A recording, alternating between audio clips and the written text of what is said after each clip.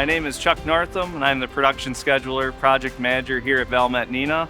I've worked at Valmet since January 2023, and I've been in manufacturing sector for the past 15 years. Working at Valmet is about working as a team in a safe manner, putting in our best efforts to get the job done at hand. One of the most challenging aspects of my job is deciphering through all the information that is thrown at me daily and to come up with a plan to route, repair the rolls for our customers in a correct and efficient manner.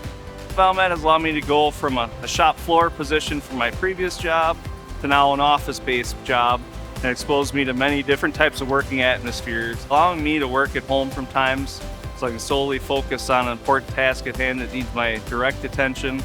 From working virtually on Teams calls with customers and fellow Valmeteers, I've also been given the opportunity to travel for work occasionally and have helped train on implementing a new ERP system that will be coming through the shop as well.